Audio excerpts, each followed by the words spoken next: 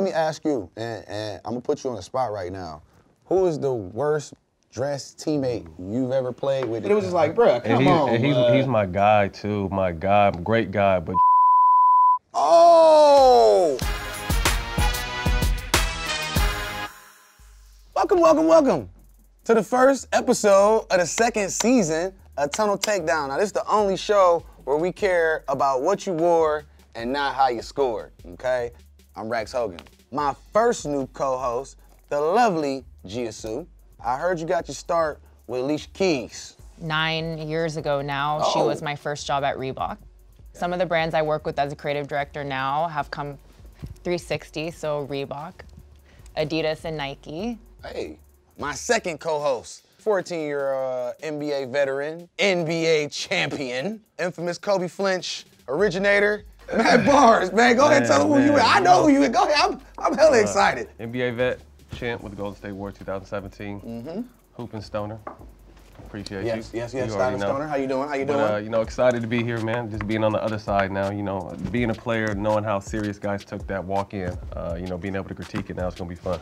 So, being that the season is starting off, it's kind of like the first day of school, you know, when you're pulling up, your mom drop you off, or you get off the bus. All side-eyeing and then you do each that other. one, you size everything up, and it's like, oh shit, he came with them Nikes, or goddamn, his mama went and got him that coat, you know what I'm saying? You missed that part where they lay that shit on the bed the night before, though. Like, Yeah, the whole shit, like lay this it is out. shit, Yeah, I'm a killing tomorrow, you can't wait.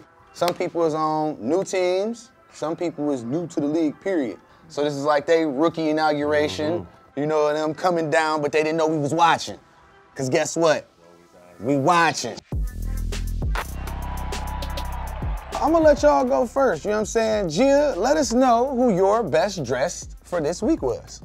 For me, I think it was probably Frank Jackson. I love that he was wearing an all black look. Mind you, he does have a Snoop Dogg graphic, and you know, Snoop Dogg is God. So. And I love that he wore the Burberry patchwork puffer jacket. I like anything that's kind of a statement that brings out an outfit that's maybe a little more toned down. I even liked that he did not match the blues to his Virgil sneakers and his shirt, but I know, Rax, you have a little something to say about that. At the end of the day, me, I'm just, again, a little bit old school when it comes to the whole like color shit. So you can't go with the hard blue on the top, you know, Big C energy over here at the top, and then come with Papa Smurf energy on the bottom. That's just like, to me, a contrast on, you know, your blues. I don't know, man, the times are changing. It's crazy, that's what someone told me, you don't have to match colors no more. Like, the colors can be off, and that's it, huh? Sometimes I feel like it's a little bit more corny if you have the full color suit right here. Unless it's a vintage tracksuit. Or you could just be naked all the time. I'm not sure if that's what you're hey, in some referring to, parts but of the world, that is accepted. I hear it's legal these days, so. What color shoes you want to see him in? He could have damn near came with a white sneaker if he was gonna do that. Or for real, I would have picked the color off of the fucking flannel. But we're gonna wrap that one up. Now, Matt, you got Anthony Davis. Yeah, I think Anthony Davis went with the safe look. You know, I'm a little older, so I'm more with the safe and clean looks. He's got the Prada coat, the Nike Air Force Ones, Rude Tee.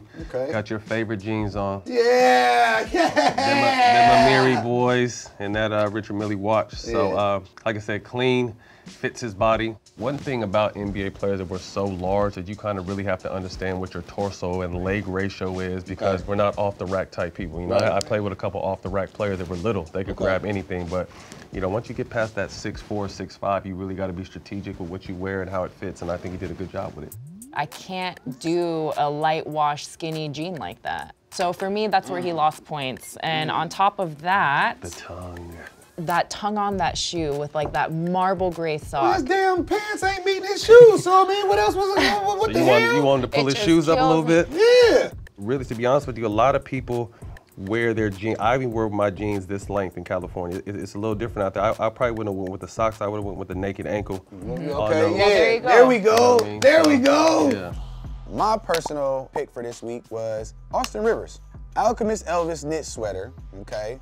The Louis Vuitton trainers, we all know Virgil inspired. To me, I feel like this is a great oversized sweatshirt I feel like the pants really fit with the shirt in terms of even it being oversized. And I just like the way that he, again, I'm a black pants, white sock kind of dude to the death of me. I don't give a what you Michael say. Jackson look, Yeah, okay, I don't care what you say. So he definitely spoke to me in terms of with his sneaker kind of coordinating with all of the tones that he wore up top too. I think the sunglasses really complete that look. You got them throwback different worlds. You feel me? Like, I feel like the sunglasses really complete the look. So that's why I picked him. I don't know if he got a dot kit in his other hand, probably do. Cell phone, real casual. He damn near look like he gonna hop out the whip and probably either go to dinner and maybe mac a shorty. For the most part, I agree with you. Thank you. I love the Elton John sunglasses. I think they're really awesome. What's confusing for me is to see Elvis wearing these like aviator sunglasses and then to like look up at him and see him wearing like a half version of Double those. Like, how do you sunglasses, feel? huh? This is why I have such a problem with graphics. I think it's really hard to translate your personal style when it's written for you. And one thing about this is probably the most competitive locker room in the NBA. Really? When it comes to James Harden dressing, James, you got PJ Tucker, yeah. Russell Westbrook is there now. So this is every game, this is gonna be a battle, you know, so you definitely gotta come with us. So I'm looking forward to seeing what the Rockets' Tunnel Runway game is like this season. Oh, as a unit. Cause y'all down there got like an R&B group of motherfuckers coming through, you know what I'm saying? Yeah. But yeah, no, like I said, I know that I can get crazy with my wardrobe selection sometimes, and I know that at the end of the day, NBA players, y'all humans too. But don't get it twisted though, when someone wears some bullshit, I especially one that we would lay that whole shit out in the locker room on the floor. Like from head to toe, from jewelry to everything, so we would lay it out. Like, For real? yo, what the fuck did you wear today? If you wear some bullshit, we gonna call you on it. So You know what I mean? Let me ask you, and I'm gonna put you on the spot right now. Who is the worst dressed teammate you've ever played with that you can regular? Like every game he came in, it would be like, bullshit. You might not even say nothing, but it was just like, bruh, come on. And bruh. he's my guy too, my guy, great guy, but Jamal Crawford. I don't think he cares. And he a hooper too. Real hooper. He's someone that dresses just like a hooper all the time. He's athleisure. And, you know, he put more focus into his game, which I respect. Yo, but, and that shit was fluid. oh yeah, no, he could play, definitely play. But yeah, definitely, he definitely need a little bit of help. When we looking at all these tunnel looks every week, you know, we can't help but notice that a couple people come through looking like twins. All right, they might hit you with the Spider-Man meme where it's like, oh, you wore that shit too. Now, when that happens, it's only right that we go ahead and put them head to head and see who wore it better. For this segment of Who Wore It Better this week, we've got Draymond Green and Jared Dudley. Now, they are both wearing the Balenciaga oversized graffiti denim jacket. Now, I see, Gia, your face is saying it all. It's so I guess, all again, over your face. it's written all over your face. My problem since I was a kid. Go ahead, break it down. Let's talk about my best friend Draymond over here. Oh, shit. Okay, I get it. You want to do a cool, classic Canadian tuxedo, but I'm telling you, a Canadian tuxedo with a black acid wash skinny jean. Get So for me personally, I thought Jared wore it better. I like that he's wearing a tailored black slack. I like that you can see that it's just hitting right above his ankle. I think that's a Virgil Air Force One. Down them there. damn MCAs, them things. What's your beef with Draymond? Let's. My thing about Draymond is I'd love to see him play without an ego. To me, Dre is Dre. You know, Dre, if you don't know him from the outside looking in, it could be a little spicy for you. Right. But he's actually like the epitome of team player. I used to give off a persona. I was a crazy ass, whatever. Right. And people be like, oh, you're not that you know what I mean? So I definitely think Draymond speaks to that. Maybe his publicist needs to do a better job with his interviews then. Hey, look, I'm just gonna go ahead and come out and say it. I'm gonna have to give Draymond Green this one.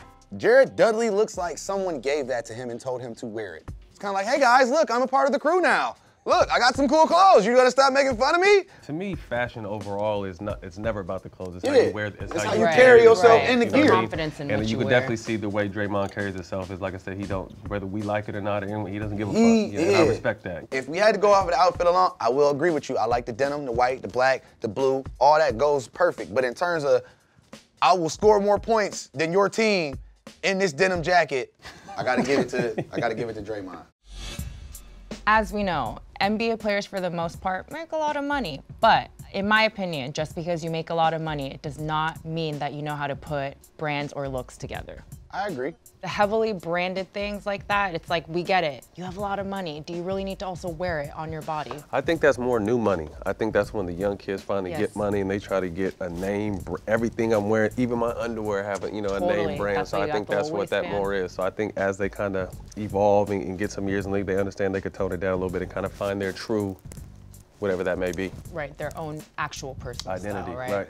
So first person we have, Patty Mills. Oh shit. Versace! The leather jacket, cool. The capri pants, let's just jump over that. For me, I probably wouldn't have chosen a Versace t-shirt, but maybe more of an iconic print. You know, Gianni Versace is known for the chains, the silk, that's what he introduced into the Miami market. I wish he maybe went with a button-up shirt that had that chain print versus just a Versace t-shirt. You want him to come with a Puff Daddy shirt. Yeah. Okay. All in the video. You feel me? All right, let's move on to wear a Burberry branded logo hoodie with a Palm Angels track sky blue pant. And then on top of that, what looks like a Saint Laurent sneaker that says Saint Laurent on the side of the sneaker. I mean, this is everything for me that's like, all right, we get it. You come from a lot of money. Now, how can you tone down your outfit where you're speaking from within and not so outwardly and public facing? I just also think it's hilarious that no one's paying attention to his outfit, even though he has on all of those brands and everyone's actually talking to Kawhi and stuff. You see what I'm saying? It's kind of like no one cared that I wore all of these awesome brands today. No one, because it's not the clothes, it's the person inside of them. But continue. Exactly. Valid point made there. All right, first of all, we're still supporting Dolce & Gabbana as a brand. That's just shocking to me. Secondly, to pair them with a heavily branded Gucci sneaker. I mean, like, that's an iconic sneaker at this point, right? Like, everyone knows that bumblebee on the side with the red and green stripe. I ain't gonna say it's iconic. I'm gonna just say it's like the rich version of those Fila disruptors, and I'm kind of tired of seeing them too. Okay. Yeah, I said that shit. I don't give a fuck. Okay, now, this season, we have decided to take a little bit of time each week to focus on a look that's giving us some, throwback retro vibes, okay? Let's get into bringing it back. Who we got here this week? Man, we got Montrezl Harrell here with the Mitchell Ness throwback with my dogs on there. Darius Miles, Lamar Odom, Elton Brand, I like that. Sneakers on the feet, I'm not really a fan of those. Athletes have feet that are so big, so these big, bulky ass waffle stomper, you know what I mean? Like when you wear like a size 15 or 16 in these, like these when they can get dangerous. But he's got the questions. I wore them in college, man, them old AIs. I'm glad they're bringing those back.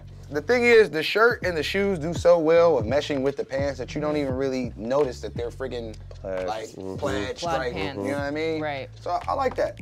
And then he got the Rugrat socks on. Yeah, I peeped, Those were my favorite. As a sock influencer, I have to comment on the Rugrat sock. He definitely pulled it off. He got a little bit of red in his hair too, so he color coordinated all throughout the fit, but he definitely made this outfit work. The Slam shirt is probably early 2000s, and this is really when the dress code kind of changed in the NBA. Yeah. At that time, I was playing with Allen Iverson, and I remember a particular time where he was hurt for a few games. But he was coming, he was dressed how we always dress. So he had the, 3 or 4 Pro X white tee, the do-rag, the bandana, the jewelry, the baggy pants. And I think the NBA is like, nah, we can't have that shit. So I think really in that 2003, 2004 seasons when the NBA kind of started transitioning into more of a professional look, and it was hard for all of us to grasp on for a minute. But, I really feel like in fashion and cultures alone, I kind of really feel like NBA leads the way. They may not always be the best, but we're always kind of in the front of doing things. And I think it kind of trickles down to other sports, to music. Whenever we all started wearing suits, you saw everybody with suits. You know what I mean? So I really think that the NBA is kind of the runway, the perfect runway segue to fashion. And, I love what a lot of these guys are doing. Now it's time to get into one of my favorite segments. You see how my eyes lit up, y'all? Because y'all know that we finna get into the flagrant fit of the week. Let's get right into it. Ivan Zubac. Oh, shit. He basically touches on all of the wrong things. All the don'ts. Of the segments that we've covered thus far in this show this week, okay? He has a fucking oversized, large Valentino. Do y'all look at this man's shirt? Well, I'm just mad because if he lift his arms up, his whole belly button's coming out. Look at his shirt. Tiny. These track pants. How come those drawstrings are so long? This is a reckless look for me, man. The best part about the look is he really feels like when he looked in the mirror and he got, like, I'm gonna kill him today with this Body shit. him with this shit. But his sneakers look small. Like, I feel like he was going for this, like, I'm gonna do a crop shirt, so I'm gonna wear a small sneaker. Boy got a crop top. Also, I could just tell that his pants are small because I'm assuming it's an elastic waistband, but you can't tell that there's any elastic with the way he's wearing them. This is me being a player. Give me an example of what would work. I would have went with a darker sweatpant that if he was gonna go with it, fitted, cool.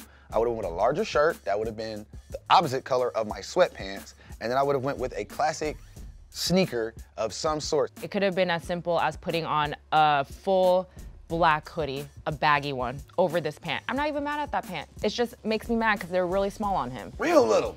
Two, the other thing is, as simple as changing the sneaker, you know, I'm all about colors, but for this one in particular, it needed to be a classic. They don't match! Yeah, that's really what it is for me. Zubak, for the sake of all of us, man, just throw that whole shit away. Yeah. Try again next time. That's just what it is. Throw it away. I'm really happy that we have a second season, you know, of Tunnel Takedown to talk all of our shit about the best and worst dressed players in the NBA. We appreciate y'all tuning in. But at the end of the day, we always like to hear opinions from those that watch us. So make sure you head on over to Complex Sports. Leave us a little comment, get a little banter, a little conversation going on who you think is the best or worst dressed in the NBA. Make sure you catch us next week in Long Beach at ComplexCon. Shooting a live show. It's gonna be some shit. And we'll see you next time on Tunnel Takedown. Yee!